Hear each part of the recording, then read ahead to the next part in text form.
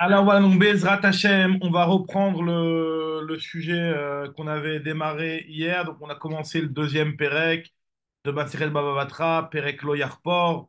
On en était au DAF Yutret à la fin du Hamoud Aleph. Donc le DAF d'aujourd'hui, normalement, ça doit être le DAF Yutet, mais bon, on va essayer d'avancer déjà de rattraper ce qui nous manquait hier. Le sujet, il était le suivant. On avait vu une marloquette entre Abaye et Rava. Si jamais quelqu'un il vient et est-ce qu'il a le droit de creuser un bord à la frontière de son ami, alors qu'on avait vu dans la Mishnah que tu dois avoir une certaine distance entre un bord et un autre pour ne pas qu'il y ait des infiltrations, pour ne pas qu'il y ait des problèmes et que des dommages entre les voisins. Est-ce que si le premier n'a pas encore creusé de trou, tu as le droit de le mettre à la frontière? Ça veut dire il y a rien chez le voisin, l'autre il n'a pas du tout mis de bord. Toi, tu veux venir prendre ton bord et le mettre à la frontière. On a vu que c'était le Marocain pour Abaye et Rabat. D'après Abaye, tu pouvais le faire. D'après Rabat, tu ne pouvais pas le faire. Voilà. Donc ça, c'est ce qu'on avait vu. On a essayé d'apporter des preuves pour, contre, etc. Et on en était là. Daf Yutret Hamoud Aleph en bas de la page. Apporter une preuve aussi, une question finalement sur ce que Rava a dit. Et on va voir comment ça, cette Mishnah, c'est une Mishnah qu'on verra plus tard, comment elle va être interprétée selon l'avis de Rava. Donc j'en suis Tashma Marchikin et Mishra. On avait vu dans la Mishnah, on verra plus tard dans une Mishnah, dans la suite du Pérec, qu'on doit éloigner la Mishra, ça veut dire l'eau dans laquelle on a fait tremper du lin. Donc c'est une eau qui est voilà, dégoûtante, quoi. Tu dois éloigner cette eau-là dégoûtante, minayerek, des légumes. Pourquoi? Parce que ces eaux-là, elles peuvent endommager potentiellement les légumes. Donc, ces eaux-là, tu dois les éloigner. V est à Krishin, pareil aussi. Le Krishin, c'est le poivreau. On avait dit ça, le poireau. Ou quoi. Le poireau, ouais, le poireau. Du batsal. Du batsal, donc des oignons. Tu dois éloigner le poireau des oignons parce que on considère que ça peut abîmer le goût des oignons que d'avoir des poireaux à côté. OK? De la même manière aussi, on doit éloigner les graines de moutarde des dvorim. Ça, je crois, les dvorim, c'est d'une ruche d'abeilles. On doit éloigner, il doit avoir une certaine distance entre là, on ne parle pas de quelle distance, ça va être traité plus tard, mais en tout cas, il doit avoir une distance entre les graines de moutarde et les abeilles. Parce que les abeilles, elles vont manger. Attends, voilà, il y a Manu qui rentre. Voilà, les abeilles, elles vont manger les graines de moutarde et après, à cause de ça, elles vont manger leur propre miel. Ah voilà, une seconde. Salut Shavuatov, Manu, Shavuatov.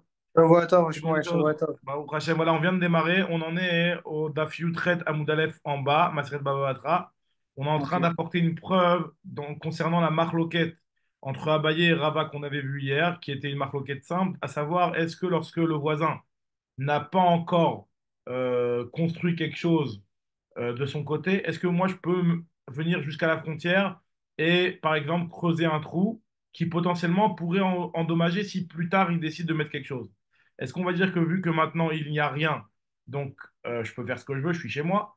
Ou alors non, tu dois quand même prendre une distance de sécurité en éloignement, de t'éloigner un petit peu en supposant que l'autre il va peut-être un jour venir creuser et faire quelque chose chez lui qui pourrait te déranger par le bord, le trou que tu viens de creuser, que ce soit par rapport aux infiltrations d'eau qui pourront peut-être déranger par la suite ou un truc comme ça. En tout cas, tu dois prendre ça en prévision. Donc, c'est une marque locale entre Abaye et Rabat. Maintenant, Il la faut une Gemara zone tampon, ici, quoi. c'est quoi, Manu? Il faudrait une zone tampon. La Voilà, Torah, exactement. elle impose La ça. Mishnah elle avait donné une zone. Maintenant, la question, c'est de savoir est-ce que cette zone tampon-là, elle est qu'une fois que l'autre, il a déjà mis son truc ou alors même en prévision. Voilà. Donc là, sur ça, il y a une marque entre Abaye et Rabat. Et la Gemara, elle vient rapporter une Mishnah qui sera traitée plus tard, mais qui nous dit on doit éloigner par exemple, elle nous dit de l'eau sale qui est nocive pour les légumes, tu dois l'éloigner des légumes. Donc la Gemara va faire, elle va faire une déduction de là, machma, qu'il faut qu'il y ait des légumes pour devoir les éloigner. S'il n'y a pas de légumes, tu n'as pas besoin d'éloigner. Pareil aussi, il y a marqué que tu dois éloigner aussi les graines de moutarde des abeilles. Alors les graines des moutardes des abeilles, c'est très particulier parce que les moutardes, la moutarde, les grains de moutarde, les abeilles, elles sont attirées par ça. Et quand elles le prennent, elles ont tellement la bouche en feu, tu connais la moutarde de Dijon, elles ont tellement la bouche en feu qu'elles se mangent leur propre miel. Comme ça, l'agma elle dit. Donc, le fait de mettre des graines de moutarde, ça fait que les abeilles, elles vont se manger leur propre miel. Donc, c'est-à-dire que je les endommage. Je mets des graines de moutarde. À cause de moi, les abeilles, elles vont se manger leur propre miel. Donc, nous dit l'agma, qu'est-ce qu'on voit de cette Mishnah-là, en tout cas, qui demande à chaque fois de mettre une distance parce qu'il y a du miel, une distance parce qu'il y a des abeilles, une distance parce qu'il y a des légumes, etc. Pourquoi on doit mettre une distance? Parce que les légumes, ils sont déjà là. Ta'ama des kayarak. Ah, les kayarak, par contre, il n'y avait pas de légumes. Machmak, j'aurais très bien pu me mettre jusqu'à la frontière. La Gemara, elle te dit non, c'est pas une bonne déduction ce que tu as fait. Lo, kilei kayarak na milo samir, même lorsqu'il n'y a pas de légumes, tu n'as pas le droit de te mettre à la frontière parce que potentiellement, lui, il peut mettre ses légumes là-bas et donc tu l'endommagerais s'il met ses légumes plus tard. Et le chidouche, il est que justement, ce qu'on vient de dire, que l'eau sale, l'eau dans laquelle on avait trempé le lin, elle peut endommager les légumes. Que les abeilles, elles sont endommagées par la moutarde.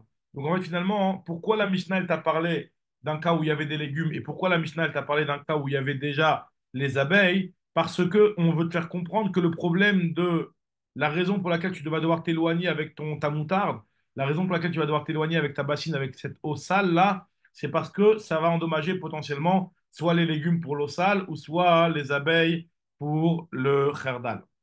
En tout cas, la Gemara nous dit que voilà, donc le diouk qu'il est faux. Lo kile kayarak nami lo samir, vea kamashman de ane kashu adade, qu'ils sont difficiles les uns pour les autres, comme ce que je viens d'expliquer. Alors Agmal te dit, mais si c'est comme ça, Yahi et Masefa, regarde ce qui est marqué dans la Sefa de la Mishnah. Dans la Mishnah, il y a marqué là-bas, hein, l'avis de Rabbi Yossi, il est rapporté. Et a priori, l'avis de Rabbi Yossi, il est très difficile à comprendre, d'après ce que je viens d'expliquer. Parce que Rabbi Yossi, il nous dit comme ça.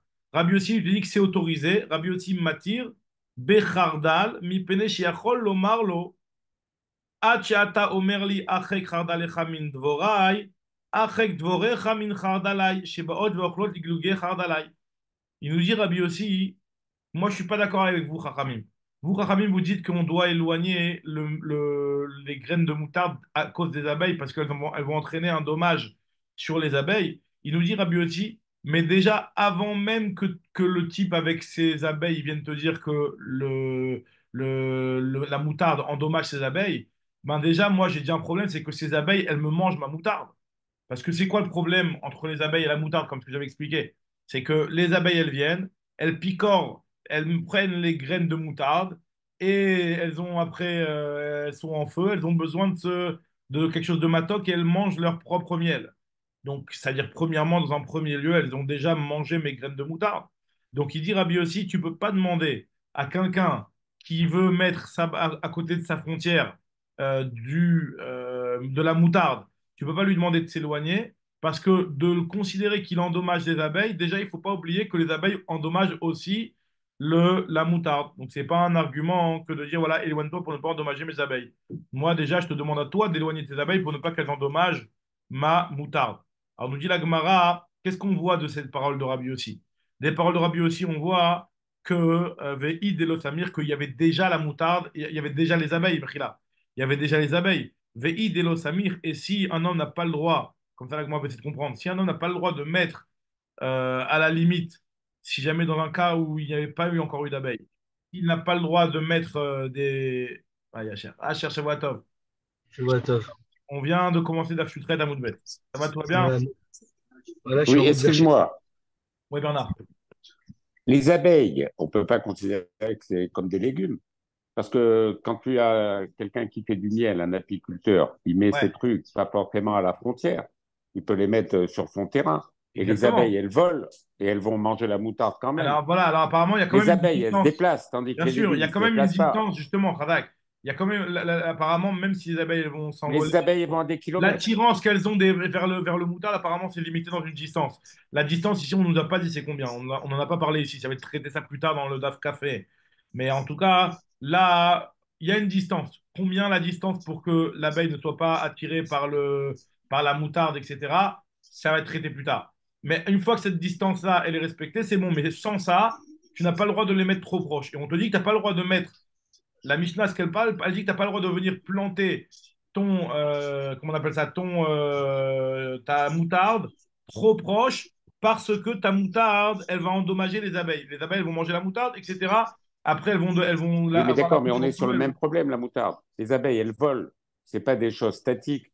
Donc, c'est-à-dire, même si le bonhomme, il met de la moutarde sur son terrain, les abeilles, elles vont voler, elles vont l'endommager. Elles vont être endommagées. Pas si on dit qu'il y a une distance précise, par exemple, disons, Mais, je sais mais pas c'est moi, valable des deux 50 côtés. amotes, 50 amotes, disons 50 amotes. Je sais pas, moi, je Et dis au c'est hasard. valable des deux côtés, aussi J'ai bien pas pour vu la la souillée moutarde que encore les là-bas. abeilles. Mais non, ce que je veux te dire par là, c'est que si, imagine-toi, les Chachamim te disent, voilà, 50 amotes, c'est la limite, tu sais qu'une abeille, hein, elle va pas aller D'accord. vers la moutarde. Donc voilà, donc, on te dit, respecte la distance de 50 amotes. Maintenant, dans le cas où l'autre, il n'a pas encore mis ses abeilles, moi, je veux mettre ma moutarde jusqu'à la frontière. Est-ce que j'ai le droit ou pas? La Gemara, elle veut comprendre que oui, tu as le droit, puisque Rabbi aussi, il vient, il te dit que, attends, mais toi-même, tu m'endommages avec tes abeilles. Donc, c'est-à-dire que les abeilles, elles sont déjà là.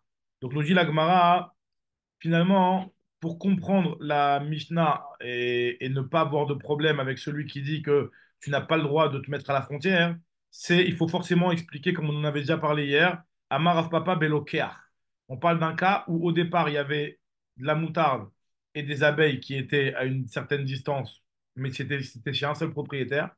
Et après, un propriétaire, il a décidé de vendre, par exemple, la partie de son champ où il y a les abeilles, ou là, la partie de son champ où il y a la moutarde. Dans ce cas-là, le problème va se poser. Donc, effectivement, on parle que de ce cas-là pour comprendre. Alors, il m'a dit, OK, mais si on parle d'un cas où le type, il a acheté, pourquoi Rabbanan, pourquoi eux, ils disent que un type qui a mis, il est obligé d'éloigner la moutarde. La moutarde, elle était déjà là si vraiment tu as acheté ça. Et en plus, nous dit l'Agma, oh, Maïtama de Rabbi aussi, comment comprendre Rabbi aussi qui est en désaccord avec Rachamim? La discussion entre les deux au final? Parce que Rabbi aussi lui dit, attends, moi, je suis endommagé, toi, tu es endommagé par la moutarde, mais moi, je suis endommagé par tes abeilles. En quoi c'est un argument qui va venir répondre pourquoi dans un cas où le type il est venu, il a acheté la moitié du terrain, ça règle le problème. Alors l'Agma, elle te dit, pour comprendre, il faut comprendre que la marque entre Rabbi aussi et Rabbanan, elle est de savoir est-ce que Amaravina, Kassavre Rabbanan, à la mazik, le achiketasmo. On avait déjà parlé un petit peu de cette notion-là à la fin de Baba Mitzia et on en a parlé un petit peu dans Baba Batra aussi ici. Que Rabbanan, eux, ils pensent, c'est un petit peu le sujet principal de ce Pérec. Rabbanan, eux, ils pensent que c'est toujours celui qui endommage qui doit s'éloigner. Donc la raison pour laquelle les Chachamim ils ont obligé le type qui est avec sa moutarde de devoir s'éloigner, quand bien même j'ai acheté et que c'était comme ça, tout ce que tu veux, mais c'est quelque chose qui endommage au final. C'est quelque chose qui endommage, celui qui endommage, c'est lui qui doit s'éloigner, quand bien même au moment où la moutarde a été semée, ça a été béter puisque c'était le propriétaire lui-même qui s'est fait ça. Mais Khila, mais c'est les deux qui endommagent en vérité. Parce que Et l'autre, il va aussi taper sur la moutarde. Donc pourquoi tu dis que c'est à lui, c'est à celui de la moutarde Azak, s'éloigner, c'est à celui. t'étais là au début ou pas? Parce que c'est l'argument de Non, Rabbi aussi, ça. C'est la Marocaine, non, c'est l'avis de Rabbi aussi. je t'ai pas là au début. Je t'ai pas là au début. Ah voilà, ce que tu dis, c'est l'avis de Rabbi aussi. Chachamim, il te dit que je considère, et on va voir tout de suite, tu as raison, parce que pourquoi Chachamim, il disent pas comme Rabbi aussi. Chachamim, il te dit, je considère que c'est la moutarde qui endommage les abeilles. Pourquoi? Parce que les abeilles, elles mangent la moutarde, après, elles vont manger leur miel. Donc, c'est la moutarde qui endommage les abeilles. Tandis que Rabbi aussi, il te dit non, c'est dans les deux sens. Il y a les abeilles, elles vont piquer la moutarde, donc c'est un problème. Donc, ça, c'est ce que tu dis, c'est Rabbi aussi. Alors, Rabbanan, pourquoi eux, ils tiennent pas ça? Justement, l'Agma va expliquer tout de suite. En tout cas, nous dit l'Agmara, Amical des Rabbi aussi, ça va à la Nizak, la Achiketasmo. Donc, ça veut dire que Rabbi aussi, si tu me dis que Rabbanan, eux, ils pensent que c'est le Mazik qui doit s'endommager, qui doit se retirer. Celui qui endommage, qui doit s'éloigner. Donc, ça veut dire que Rabbi aussi, lui, il penserait que c'est l'autre qui doit se retirer, celui qui est Nizak. Moi, je te dérange, moi, je suis chez moi, je fais ce que je veux. Comme on avait déjà vu que Rabbi aussi pensait comme ça. Je suis chez moi, je fais ce que je veux. Toi, tu te sens lésé, ben éloigne-toi. Je suis désolé, moi, je suis chez moi, j'ai fait ce que je veux. J'ai le droit de faire ce que je veux chez moi. À part si c'est les flèches, comme on avait dit là, à part les flèches, on avait dit que dans les flèches, ça c'était interdit. Mais à part ça, sinon, quand je suis chez moi, je fais ce que je veux d'après Rabbi aussi. Donc, dit la Gemara, ça veut dire que Rabbi aussi pense que c'est le Nizak qui doit s'éloigner. Mais que là, des Rabbi aussi Savar, à la Nizak, la Chiketatmo. Nous dit la Gemara, I à la Nizak, afilu Mishra, Veyarkanami. Si le Nizak qui doit se retirer. Alors pourquoi dans les trois cas qui sont cités dans la Mishnah, Rabbi aussi il a rebondi que sur le cas de la moutarde et des abeilles. Il aurait dû aussi rebondir sur le cas de l'eau Memishra, l'eau de Pishtan avec les légumes, Et sur le cas du poireau avec les Betsalim, pourquoi il n'a pas répondu sur les deux premiers cas non plus? Nous dit la Gemara. Donc, je vais te dire que Rabbi aussi, il est d'accord en partie avec Rabbanan que c'est le mazik qui doit se retirer. Alors, pour l'instant, la Gemara elle suppose comme ça. Elle va revenir sur ça aussi. Mais pour l'instant, dans le raisonnement, la Gemara elle propose comme ça. Léolam Rabbi aussi, Nami à la mazik virale. Il pense que c'est le mazik qui doit se retirer. Et en fait, ce qu'il a dit Rabbi aussi à Rabbanan, il leur a dit comme ça. C'est l'argument qu'il a dit à Cher. C'est que normalement, c'est vrai que c'est le mazik qui doit se retirer. Mais pourquoi, dans le cas de la moutarde et des abeilles, tu considères que c'est la moutarde qui endommage? De la même manière que c'est la moutarde qui endommage, il dit Rabbi aussi, il y a aussi les abeilles qui endommagent. Donc c'est pour ça que je ne dois pas me retirer. Comme ça, il dit Rabbi aussi. L'olam Rabbi aussi, Nami la mazik virale. Vers Kamar, ou ce qu'il aura voulu leur répondre, c'est comme ça. C'est que Rabbi Yossi Chachamim il leur a dit comme ça, Tinach Mishravé Arka, je comprends bien dans l'histoire de l'eau nocive pour les légumes et le cas des Betsalim et des poireaux, je comprends bien que c'est seulement les Betsalim qui font du tort les poireaux qui font du tort aux oignons et c'est que l'eau de lin qui fait du tort aux légumes. Ça, je comprends. Mais dans le Khardal, c'est dans les deux sens. Dernier masqué l'année, l'eau masqué l'année. Et là, Bechardal Vedvorim. Tarva Yumas qui a Hadadé, les deux ils s'endommagent mutuellement. Donc pourquoi moi je vais être l'endommageur ici alors que toi aussi tu m'endommages? Et Rabbanan il lui répond ce que tu avais demandé à Cher, qu'est-ce que Rabbanan ils vont répondre à Rabbi Yossi? Rabbanan il répond à Rabbi Yossi, il lui dit Dvorim la Chardal, lo maskele. Les Dvorim, ça ne s'appelle pas qu'ils endommagent les graines de moutarde. Pourquoi? Parce que Ib et Benita, si le Nézek il est par rapport à la graine de moutarde, lo mashkachale. Les abeilles, elles ne trouvent pas la graine de moutarde vu qu'elle est à l'intérieur de la plante. Ils n'arrivent pas à y avoir accès. Et si c'est par rapport aux feuilles de moutarde, alors là, c'est pas grave, les feuilles de moutarde, elles sont un petit peu grignotées par les abeilles, elles vont repousser, c'est pas un dommage ça. VI betarpa, si à cause de la feuille, adar pareil, ça repousse. Donc c'est pas considéré comme un dommage. Donc celui qui endommage concrètement ici, c'est le Alors, attends, du coup, comment la moutarde endommage les abeilles? Alors, je comprends pas. la moutarde et endommage des abeilles. Alors peut-être parce que dans les feuilles de moutarde, il y a peut-être de l'acide du piquant qui fait que les abeilles. Donc, ça veut dire qu'elle mange pas la moutarde. Voilà, C'est c'est ce que autre je dis. chose. C'est Après, c'est je la dis plante. Khamim. C'est la Khamim, il dit plante que les graines de moutarde, il ne les mange pas. Les graines de moutarde, elles ne sont Mais- pas mangées. c'est la plante en elle-même qui est endommageable. Il Enfin, contient un petit peu Vu qu'elle se brûle dommage. l'abeille, elle se brûle la langue. ça brûle la langue, exactement. Elle mange un petit peu de la plante et la plante, elle a un petit peu, sûrement, si la moutarde elle est piquante, c'est que dans la plante aussi, il y a un petit peu quelque part cette particularité. Peut-être pas autant, mais en tout cas, pour l'abeille, ça la dérange déjà et elle mange après son miel. C'est ce que Chachamim, eux, ils te disent. Et ils te disent que le dommage qui se passe sur les feuilles, c'est pas un dommage. Et le Et vrai du coup, endommageur ici, c'est le cardal. maintenant, du coup, c'est une question de métier, c'est-à-dire que lui, Rabbi aussi pense qu'elle mange la moutarde. Non. Ou alors peut-être que Rabbi aussi pense que même les Parce que, feuilles, c'est bien un dommage. alors pourquoi Rabbi aussi, il est pas avec Ramim? Il n'y a J'ai pas de posé Trissaron apparemment. Parce que d'après Rabbi Non, aussi, mais il y a Choliot que lui, il considère, faut voir si c'est possible de l'expliquer comme ça, mais soit, comme tu dis, il y a une petite marloquette sur la Metsiout que d'après Rabbi aussi, l'abeille, elle arrive à trouver la graine, parce que c'est vrai que Rabbi aussi, il avait parlé des graines au début, ou alors, le fait de grignoter les feuilles, c'est déjà un dommage, et pour Rabbi aussi, ça s'appelle un dommage. Mais il faudrait voir si c'est possible de dire une chose comme ça. Mais en tout cas, bon, voilà, t'as bien compris la problématique.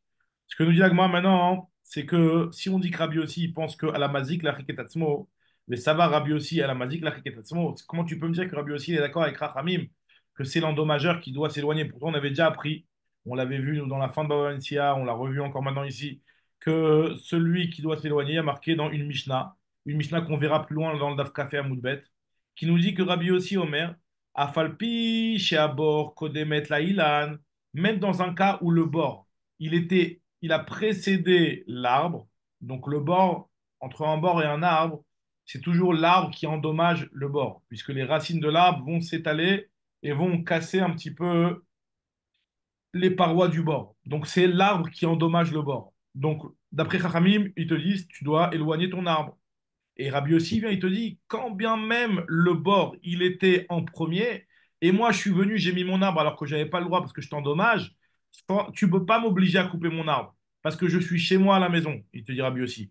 Rabbi aussi Omer Afalpi, j'ai abord Kodemet Laïlan, lo yakut, tu ne devras pas le couper. Pourquoi? Chez Zechofer Betorchelo, Vezenote Betorchelo. Toi, tu as creusé ton bord parce que tu étais chez toi. Moi, je plante mon arbre parce que je suis chez moi. C'est-à-dire que lui, il considère Rabbi aussi que l'arbre et les racines, c'est pas un ézec direct. Donc moi, je suis chez moi, je fais ce que je veux. Donc ça veut dire qu'on voit clairement que Rabbi aussi, il pense que c'est pas le mazik qui doit s'éloigner, mais au contraire, si moi je te dérange, c'est à toi de te barrer. Comme ça, il pense Rabbi aussi. Donc dit la Gemara, donc Rabbi aussi, tu vois bien qu'il pense à la Nizak, la Riketasmo. Et là, Léolam Rabbi aussi, à la Nizak, Zvirale. Il pense que c'est au Nizak de se retirer. Et quand il a parlé, Rabbanan, alors on avait demandé si Rabbi aussi, il pense que c'est le Nizak de se retirer, pourquoi il a parlé que sur la moutarde, il n'a pas parlé sur les légumes et l'eau et les poireaux et les oignons, là. Alors on nous dit la Gemara, Rabbi aussi, en réalité, il vient prendre et parler selon la logique de Chachamim. Selon ma logique, moi, dans tous les cas, il faudra c'est la Nizak, la Riketatsmo. Les divrem de Rabbanan Kamarle ou les didi, d'après moi, la Nizak, la Riketatsmo, c'est toujours le Nizak de se retirer. Vafilu Mishra Veyarkal, lo Bayer Chouke. Et même dans le cas de celui qui va mettre la bassine avec l'eau usée dans laquelle on avait trempé du lin, ou alors celui qui va mettre des poireaux à côté des oignons, il n'a pas besoin de s'éloigner. Et la Lady Trou, mais d'après vous, Chachamim qui pensait que c'est au Mazik de s'éloigner, je ne comprends pas pourquoi vous considérez qu'entre le miel et entre les abeilles et la moutarde, pourquoi vous considérez que c'est la moutarde qui est le Mazik? L'abeille aussi, elle est Mazik, la moutarde. Et la Lady Trou d'Amritou à la Mazik, Tinach Mishra Veyarka, je comprends bien dans le Mishra Veyarka, c'est-à-dire dans le cas de l'eau usée. Ok, je comprends bien que c'est l'eau qui endommage les légumes année masquée année, vanille masquée année. C'est que l'eau qui endommage les légumes, c'est pas les légumes qui endommagent l'eau. Mais dans votre cas, vous, dans le cas des moutardes, et la trardal dvorim, la moutarde et les abeilles, tarvayou masqué adadé, les deux, ils s'endommagent l'un à l'autre. Donc je comprends pas pourquoi tu dis que c'est. Hop, pourquoi tu dis que c'est l'abeille le khardal qui endommage? Voilà. Quelqu'un qui rentre, Johan, je pense. Shavuot Johan. Voilà. Donc, en tout cas, l'agma continue. Donc, voilà, juste, on va finir ce point-là, puisqu'on a terminé une grosse souga, la souga de Khardal. Il faut savoir que cette souga de Khardal qu'on vient de lire là, c'est une des plus grosses sougas du deuxième Pérec, surtout. Il y a beaucoup, beaucoup de pirouchim dans les Rishonim. Moi, j'ai fait le pirouche simple, selon Rashi, selon ce que l'agma est ici, mais c'est une grosse, grosse souga, comme vous voyez à la longueur des Tosfot. Bémet, c'est une très, très grosse souga. On appelle ça la souga de Khardal. D'ailleurs, il y a quelqu'un qui m'a fait remarquer que dans tous les domaines de la Torah où on te parle de moutarde, la souga, elle est très piquante comme ça. C'est une souga toujours très compliquée, les sougas de Khardal. Il y a beaucoup de cas dans Shabbat, dans Yom Tov, des sougas de Khardal. Dès qu'on parle de Khardal, c'est un petit peu compliqué. En tout cas, nous dit la Gemara que ce qu'ils disent Rabbanan, c'est que non, moi je considère que le miel, l'abeille, elle est endommagée par la moutarde, certes, mais la moutarde, elle n'est pas endommagée par les abeilles. Pourquoi? Parce que comme on a expliqué, la graine, l'abeille n'arrive pas à la trouver. Et si c'est les feuilles d'abeille, les feuilles de moutarde, je veux dire, ben l'abeille, même si elle a grignoté les feuilles de moutarde, c'est pas très grave, ça repousse. La banane, dvorim, la chardal, lo maskele. Ibe benita, si c'est par rapport à la graine, alors lo mashkachatla. Ibe tarpa, adar pareil, si c'est par rapport à la feuille, ça repousse. Voilà. Donc on a fini cette sugia-là, Baruch Hashem. On continue la suite d'Afshut Tet Amoud Aleph. Voilà. Yohan, on est d'Afshut Tet Amoud Aleph, nouveau sujet. On a dit dans la Mishnah, donc Kedai que tu reprennes la première demi-heure, parce que c'est une grosse sugia Khardal qu'on vient de lire. En tout cas, nous dit la Gemara, Nivrechet Akofsim. On avait vu, vélo et Nivrechet Akofsim, on avait dit dans la Mishnah qu'un homme, il n'a pas le droit de creuser un bord à côté du bord de son ami. Il n'a pas le droit non plus de creuser une bassine dans laquelle on va faire la lessive, la kofsin, koves, ça veut dire de faire le linge, à part si tu l'éloignes du mur d'une distance de 3 tfachim. Alors maintenant, la Gemara, elle te dit, pourtant, j'ai un autre enseignement. Amar Abnachman Amar Baba, Voalo, Shanu, Ela Mina Mechamtsan.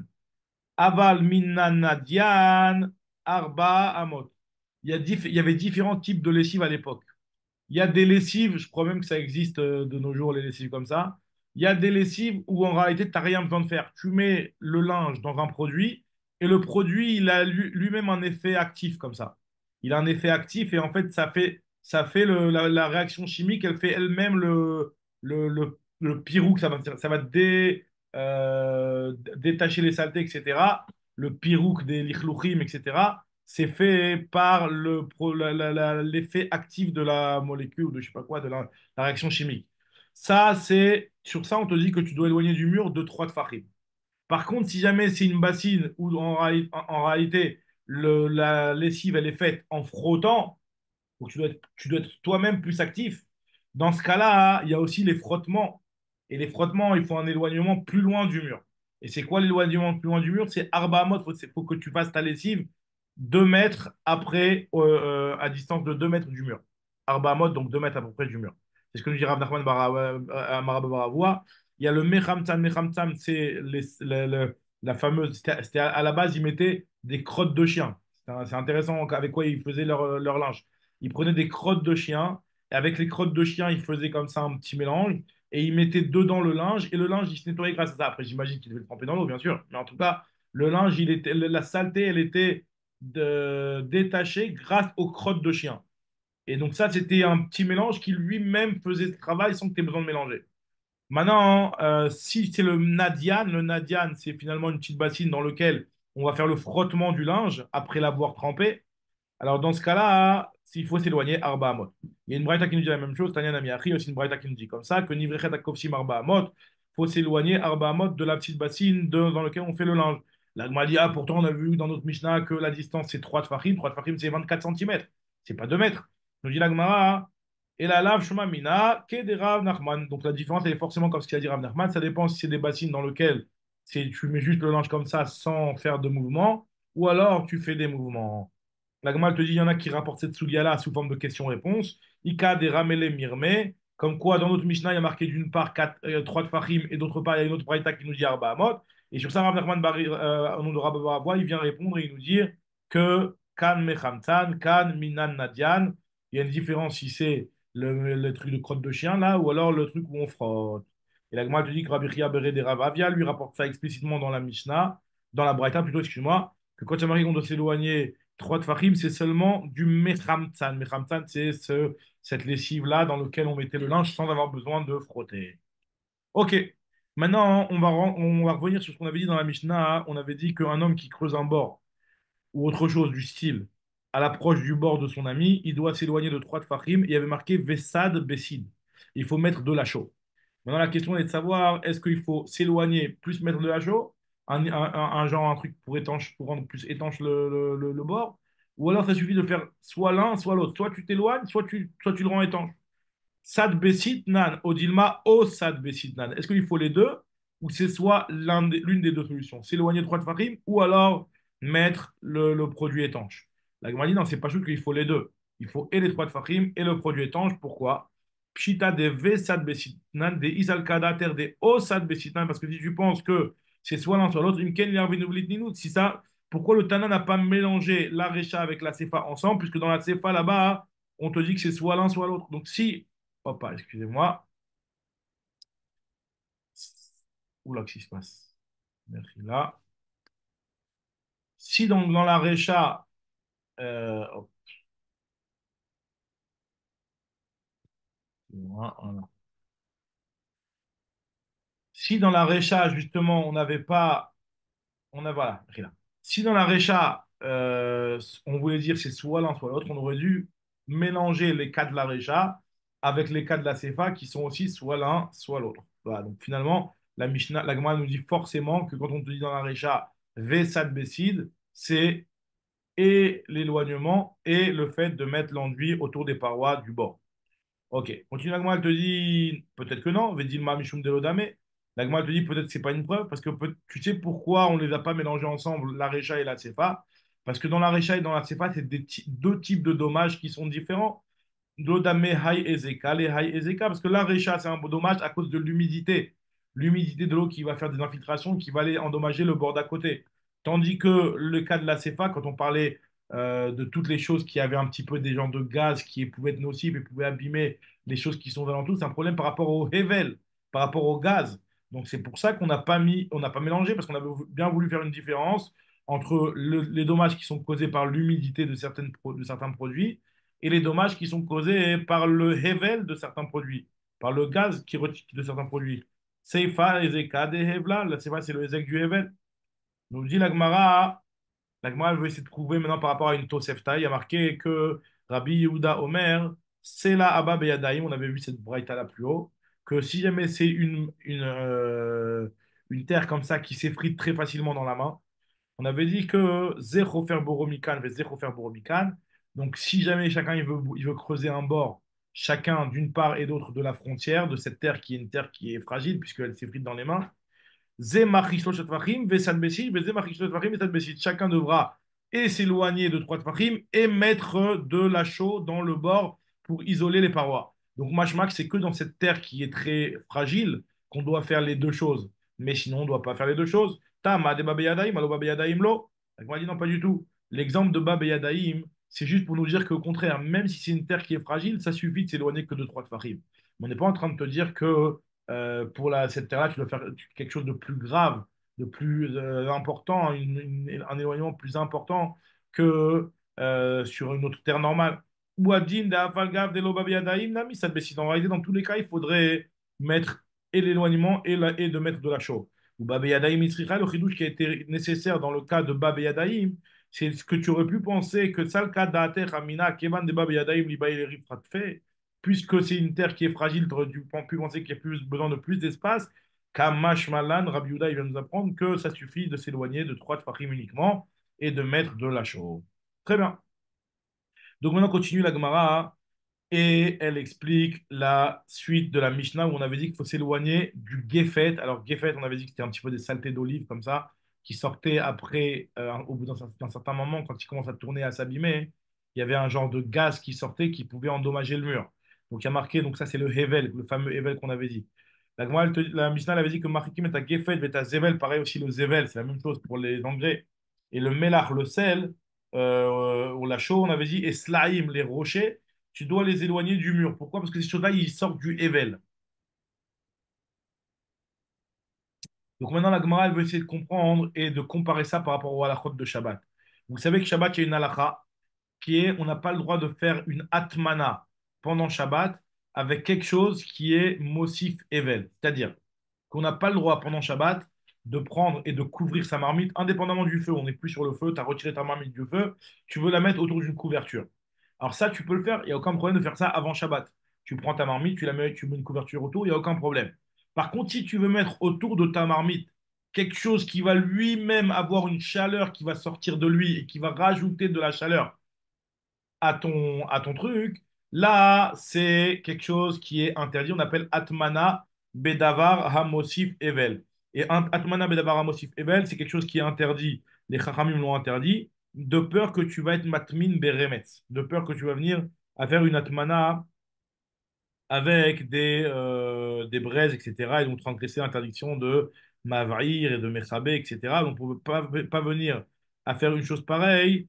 Les Chachamim nous ont interdit de faire Atmana. Ok, maintenant, là on voit de notre Mishnah que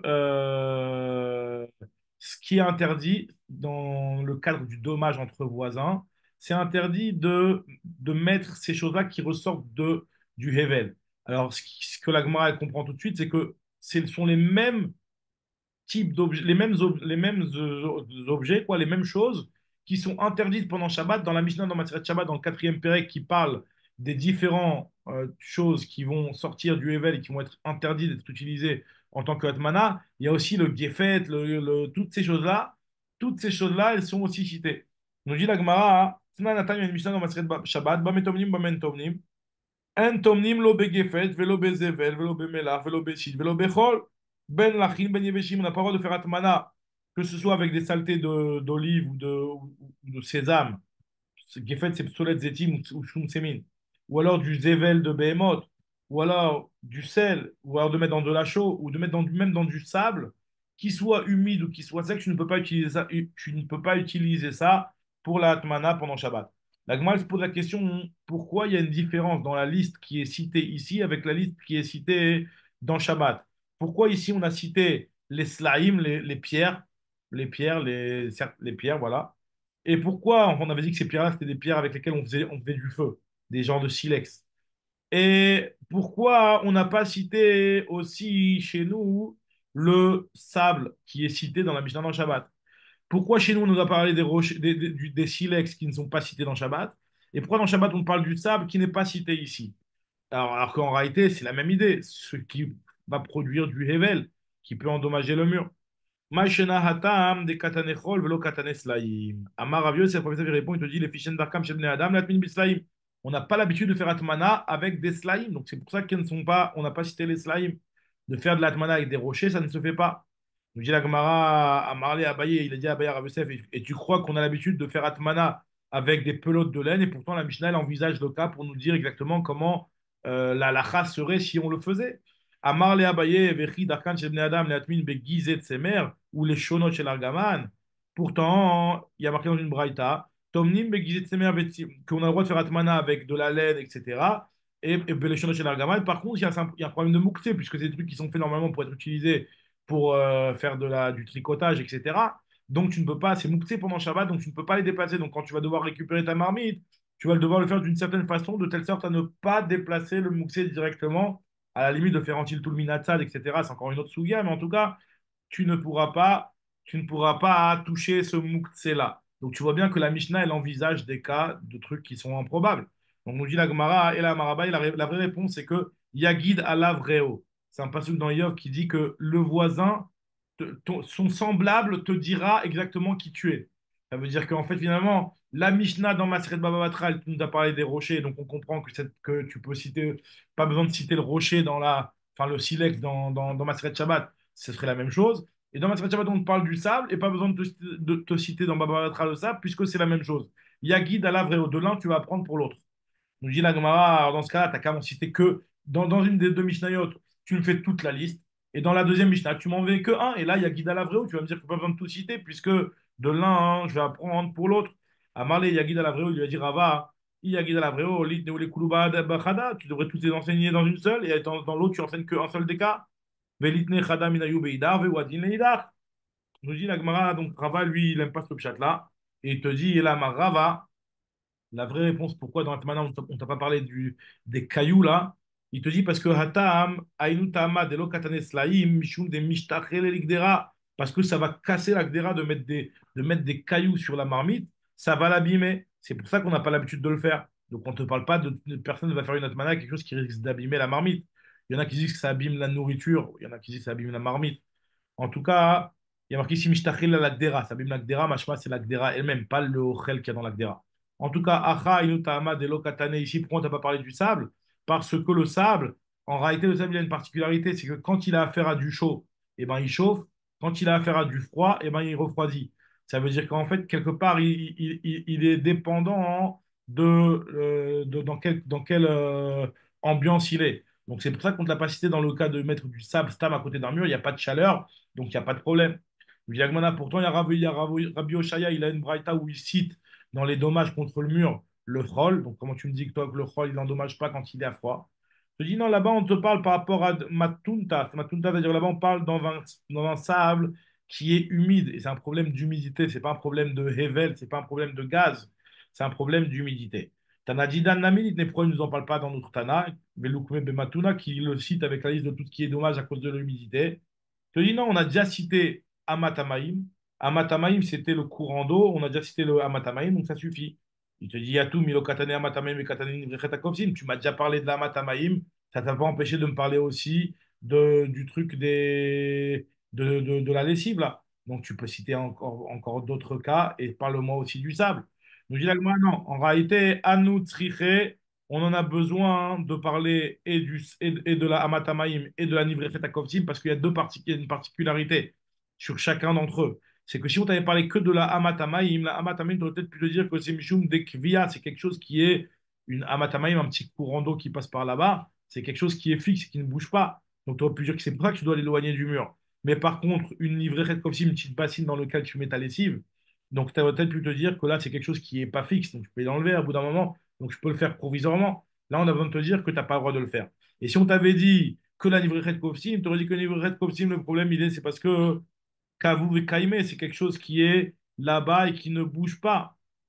Alors que Amatamaïm, l'eau, elle n'est pas stagnante, elle est courante. Donc, tu aurais peut-être pu croire que ça, c'est moins dérangeant. C'est pour ça qu'on a besoin de te dire que la Amatamaïm, elle est aussi dérangeante. Donc, mais par contre, le sable, on n'a pas besoin de te citer. On t'a déjà donné le principe et on t'a déjà expliqué que les choses qui ont des problèmes d'humidité, ça pose un problème par rapport au mur et toi-même, tu comprends. Très bien, on continue maintenant la suite de la Gemara. Elle termine l'explication de la Mishnah où il y a marqué qu'on doit éloigner les Zraïm et la Macharesha du kotel de son ami. Alors, la Gemara, elle veut essayer de comprendre pourquoi tu me parles d'Ezraïm. D'Ezraïm, donc c'est les graines que tu as plantées. Kipok le mishum macharesha, pour pas besoin de me parler des graines. Les graines, il faut forcément avoir labouré avant. Et donc, tu n'as pas le droit de mettre des graines parce que tu dois passer par un labourage. Donc, c'est pour ça que tu n'as pas le droit de mettre des graines. Pas besoin de me parler des graines. Tu me dis qu'on n'a pas le droit de labourer. On doit éloigner la macharesha du mur. Tu ne dois pas trop faire passer la machine à côté du mur de ton voisin. Donc, tu sais très bien que tu ne vas jamais avoir de zraïm là-bas. Je dis que moi, non, il peut y avoir des zraïm que tu plantes à la main, comme ça, que tu jettes à la main, comme ça, sans avoir besoin de labourer ou quoi que ce soit. Bemma poletiad. Je dis que moi, dans ce cas-là, parle-moi macharesha. Pourquoi tu me parles de la macharesha? Tipok le mishum zraïm. Interdit à cause des zraïm qui vont suivre. Pourquoi tu me parles de la macharesha? La macharesha, t'as pas le droit, mais tu fais une macharesha que parce que tu espères mettre des zraïm. Mais à partir du moment où tu me dis que les zraïm, je ne pourrais pas les mettre par la suite. Donc, c'est quoi le problème de ton histoire de la macharesha? La Gemara te dit non, la macharesha, ça peut être un problème même lorsque tu vas semer aux racines d'un arbre. Si ça fait du bien à l'arbre, apparemment, deux fois d'être rêche à sa racine. La Gemara dit ok, mais le problème, il est de que tu vas mettre de l'eau, tu vas arroser. Qui pour les Mishum Maya? Non, il te dit on parle en Eretz Israël. Et nous dit en Eretz Israël, Atana Eretz Israël Kae. Et en Eretz Israël, il y a une certaine bracha, en tout cas au moins lorsque les Bnei Israël font la volonté d'Hachem, que les Limtar Hashamaim Tishtemaim l'arrosage des champs se fait par la pluie du ciel. C'est une bracha qui est donnée à Eretz Israël lorsqu'on fait la volonté divine. Alors nous dit la Gemara, les mêmes en tout cas ce que ça veut dire, ce que je vois de ton histoire, c'est que les Zraïm, nous dit la Gemara, l'Itzdadim kameshtarché. Les Zraïm, ils vont avoir leurs racines qui vont prendre racines de côté, parce que tu me dis qu'on n'a pas le droit de planter des racines à l'approche d'un mur. Quel est le problème? Tu ne l'as pas planté sur le mur.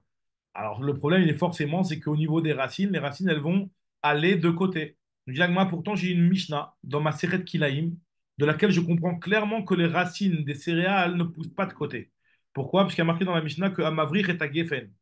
Quelqu'un qui va faire Mavrir, alors, je ne sais pas comment on dit en français, ça veut dire de prendre son Geffen et de prendre la branche, la faire rentrer sous terre pour repousser ailleurs.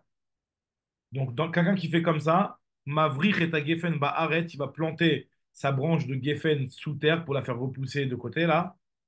Alors là, est-ce que tu as le droit de planter des céréales au-dessus du passage de la branche, parce que la branche elle est sous terre pendant peut-être quelques centimètres, et après tu la peux ressortir. Est-ce qu'au niveau de ces centimètres-là, tu as le droit de mettre des céréales? Alors la Mishnah elle nous dit que ça va dépendre si jamais il y a une épaisseur de terre de 3 tfachim. S'il n'y a pas une épaisseur de terre de 3 tfachim, tu n'as pas le droit de mettre des céréales là-bas. En tout cas, ce qui est sûr, c'est que nous dit la Mishnah, même s'il y a une épaisseur, il n'y a pas une épaisseur de 3 tfachim et que tu n'as pas le droit de mettre par-dessus des céréales, mais par contre, de côté, tu pourrais en mettre.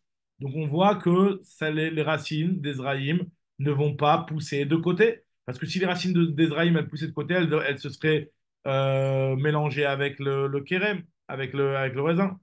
S'il il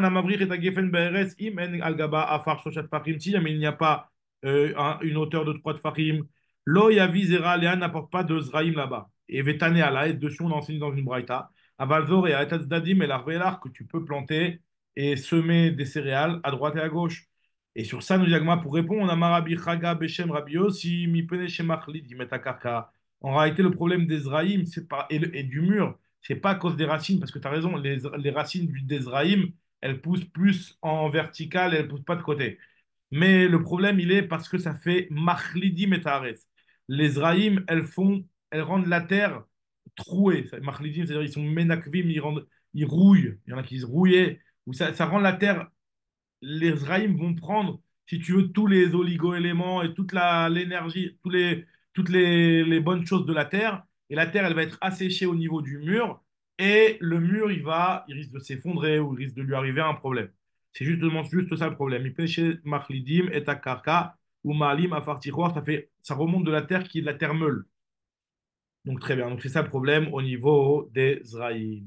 Alors continue la Gemara maintenant sur l'histoire des Meraglaïm. Et on va terminer sur cette sugia-là. L'histoire des Meraglaïm, on avait vu dans la Mishnah qu'on doit éloigner les Meraglaïm du mur, 3 tfachim. Tu ne dois pas uriner à côté d'un mur, à l'approche d'un mur de 3 tfachim. Donc dit la Gemara, Maraba Barchana, Moutar la dame la shtimaim betzat koto shel chavero.